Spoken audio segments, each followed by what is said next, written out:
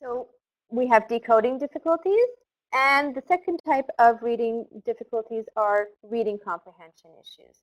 And this graphic is actually a neat way of depicting those two components of reading. On the upper left-hand quadrant, we have developmental dyslexia, which essentially is a child who, on the x-axis, is good at language comprehension, but on the y-axis, poor at decoding. So that student, if we give them a way to bypass their decoding, say with a text-to-speech program, they will access the meaning of what they are reading very easily. But the child in the bottom right-hand quadrant will have a hard time because that child has oral language comprehension issues. And so when the child is reading, the decoding is fine, but it's that comprehension piece that is problematic. And so that child needs some sort of a support that will help represent the information visually, maybe with pictures or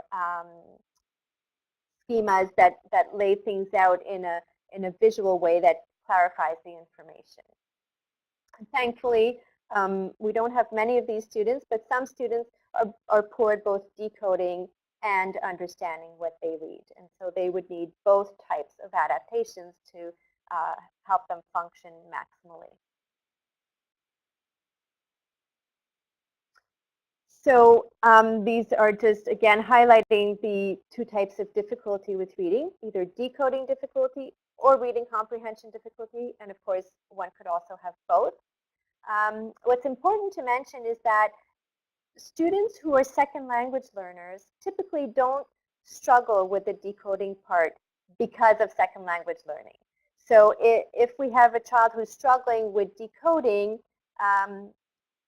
usually that's a sign that there is an issue. That child is struggling for a long time with that area. Whereas with reading comprehension, when we're dealing with a second language speaker, then we have to ask the question, well, what is this reading comprehension problem due to?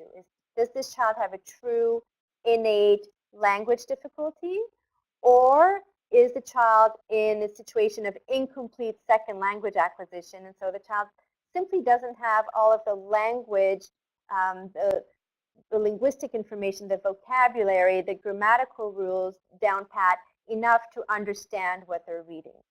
And the key to figuring out which of these it is to see, well, what's going on in the dominant language of the child? Does the child understand well in their dominant language, or how are things going in that language? And if it's a true disorder, then we're going to see the same problem in the other languages. And of course, the other piece that will tell us whether it's a true difficulty or not is the response to intervention piece that I've already talked about.